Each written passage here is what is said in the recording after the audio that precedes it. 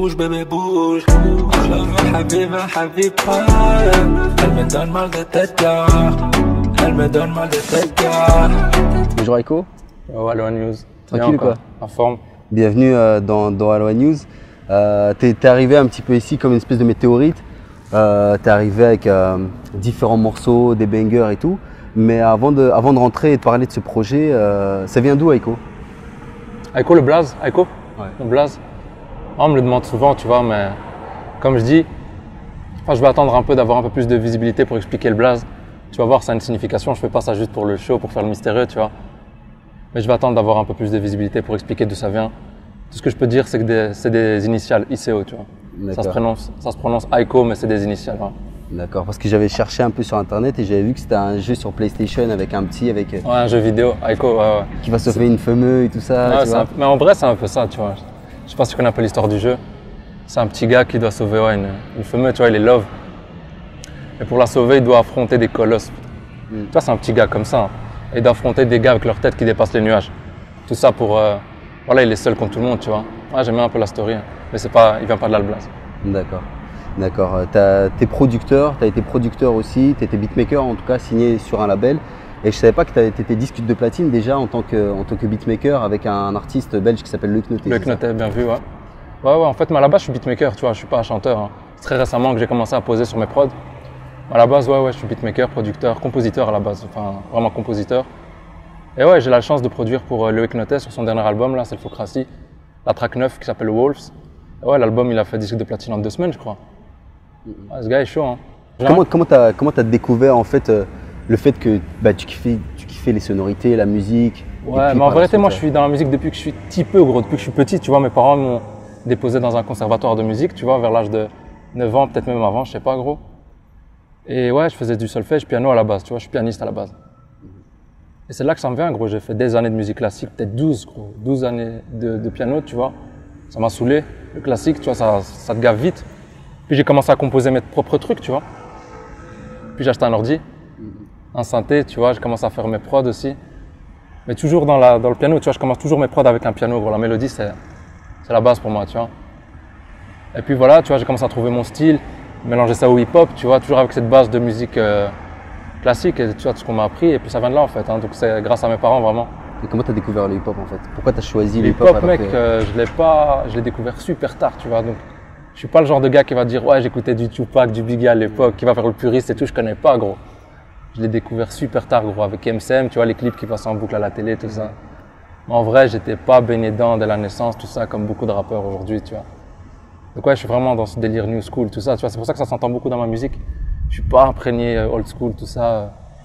J'arrive vraiment dans un nouveau truc, tu vois. Pour moi, si je fais de la musique, je fais même pas du hip-hop, mais tu vois, je suis d'accord pour dire que ça m'influence de ouf.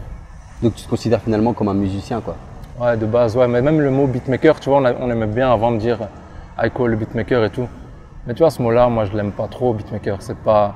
En vrai, tous ceux qui tu télécharges FL Studio, t'es beatmaker, tu vois. Il y a un peu une connotation un peu péjorative pour un musicien de dire beatmaker.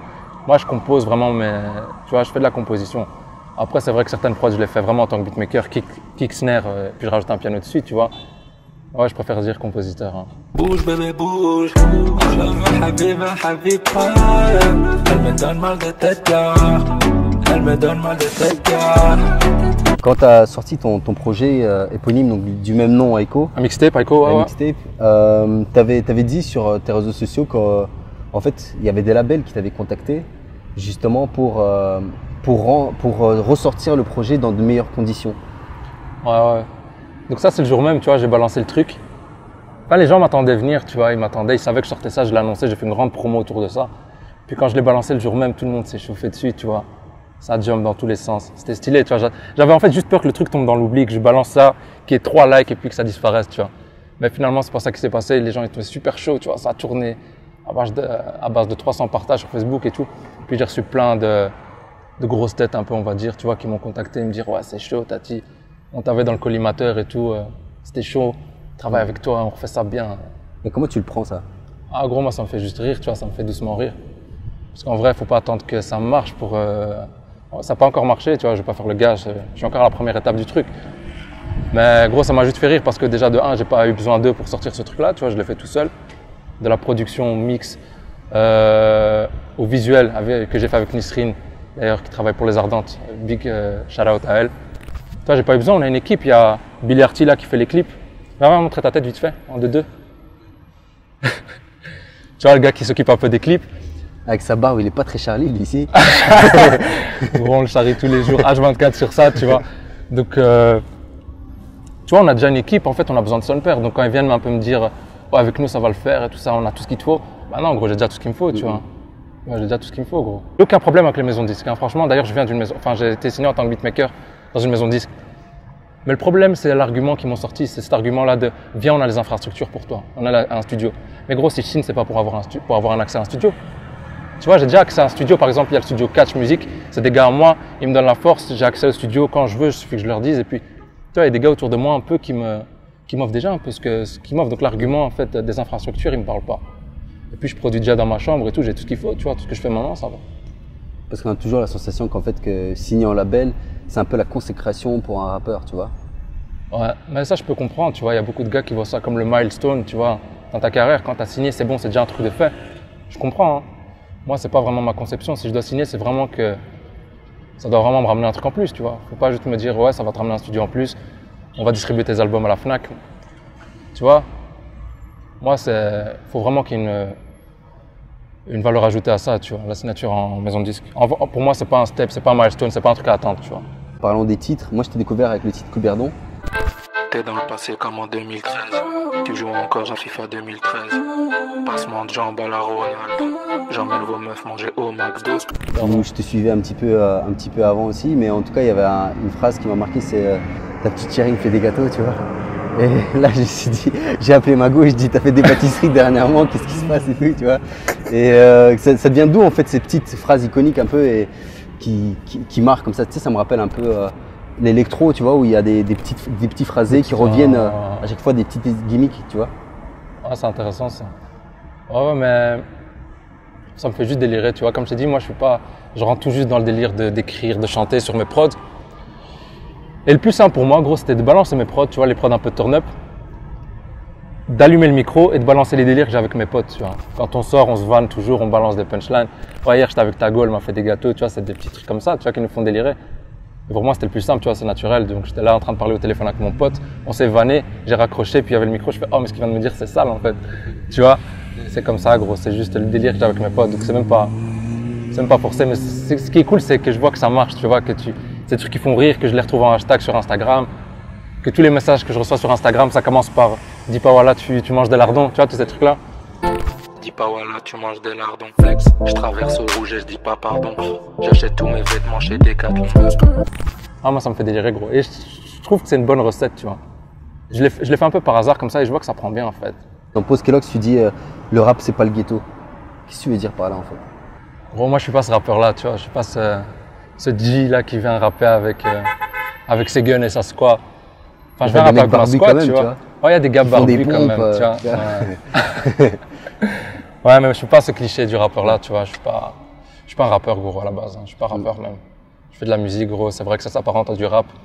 Dans le flow, c'est parce que c'est ce que j'écoute, tu vois. Le rap, c'est pas le ghetto. Tu grave pas de pédo. Je suis passé à la télé. Tu m'as vu à la télé. Mais je suis pas un rappeur, je suis pas dans cette image-là, je suis pas un fumeur, je bois pas. Je sors pas, gros. Si je dois sortir, c'est pour faire un show, c'est pas de. Je suis pas dans ce délire-là, tu vois. Le rappeur le plus sain du game, quoi. Je suis un rappeur sain, t'as entendu, gros? Je suis un rappeur sain. Ouais, c'est ça, un peu. Tu manges pas de viande, t'es vegan ou. Non, pas pousser ça. J'aime trop ça, la viande, gros. J'aime trop ça, la viande, putain.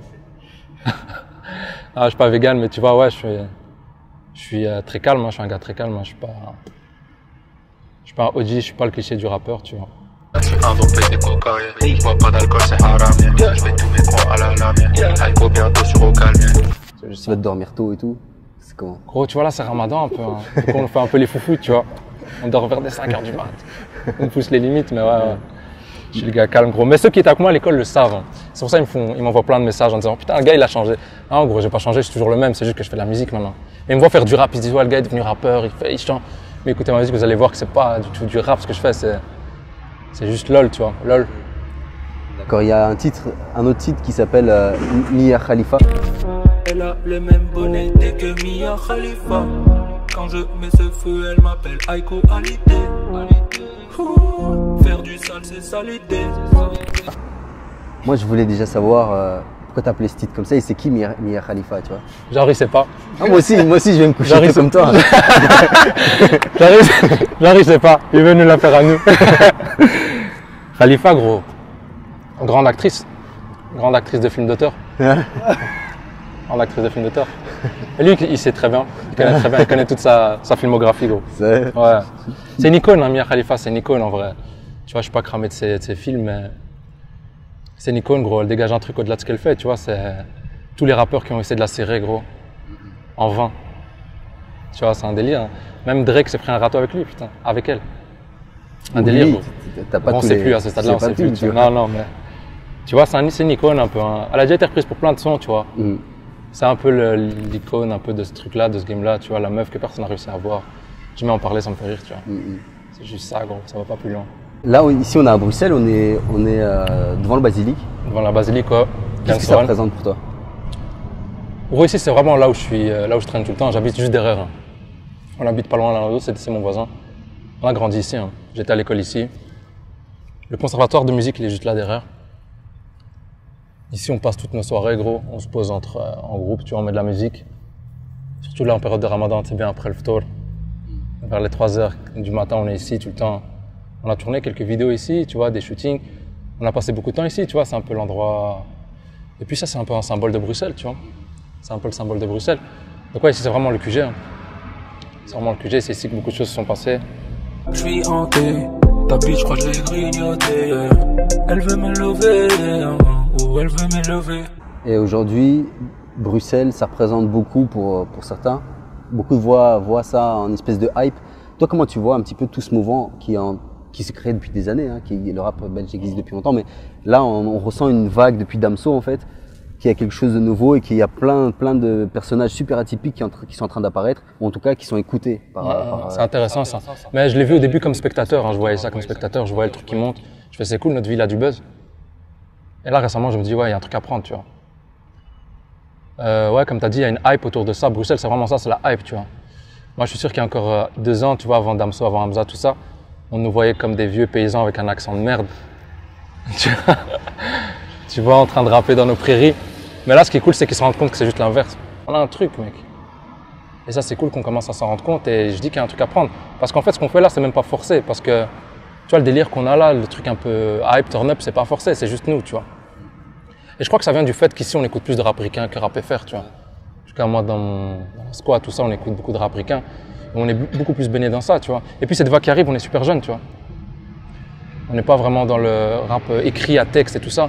À part Damso qui, lui, putain, se distingue bien, tu vois, dans ça. À part ça, on est vraiment dans ça. Donc ouais, il y a vraiment une scène belge là qui n'existait pas avant. Le rap belge a toujours existé, tu vois. Il y a beaucoup de gars emblématiques ici, tu vois, qui ont créé ça. Mais la scène belge vient de, tu vois, elle vient de naître en fait. Hein. Et c'est quoi la suite pour Aiko? La suite, gros, on va balancer beaucoup de visuels là cet été. Tourner avec Billy Arty. On a beaucoup de visuels, gros. Là d'ailleurs, juste après l'interview, on va tourner un son là qui s'appelle Pudding, qui va sortir en juillet à mon avis. Pudding, tu vas voir, c'est très chaud. Beaucoup de visuels. Gros, je fais tellement de sons aussi, putain, je crois que je vais balancer une deuxième mixtape dans cet été-là. Ouais, un mercredi matin, je vais balancer ça, tiens. Ah, j'ai trop de sons, putain, c'est déconné. Je lui casse la tête, gros. Hein, tu sais que je fais des sons, je fais celui-là, on doit le clipper. Celui-là, on doit le clipper. Oublie l'autre, j'en ai fait un nouveau, on doit le clipper. Tu vois? Donc je pense qu'on va, ouais, cet été, on va pas dormir. Là, je me donne les 3 prochains mois pour vraiment inonder le truc. Ouais. Mais il m'inquiète ton poteau là. Il m'a pas répondu s'il était Charlie ou pas. C'est Charlie ou quoi? Il est pas fiché S, il était sûr. C'est Charlie ou pas? Ah, il est pas au courant. Ah, chaud. Il est Charlie, t'inquiète, gros. Mais lui, tu vois, ce que je lui dis, faut jamais oublier tes cheveux, parce que s'il met pas ses cheveux comme ça, gros, ça part en couille. Ouais, c'est ça. Tu vois, là c'est bien, il est vu comme un hipster un peu avec ses lunettes. Mais s'il enlève les lunettes et qu'il enlève cette coupe de cheveux, gros, c'est tendu. Moi, je traîne plus avec lui. Vas-y, tranquille, merci beaucoup en tout cas. C'est à toi, gros. C'est tout. Bouge bébé bouge, je la veux habiba habiba. Elle me donne mal de tête, elle me donne mal de tête.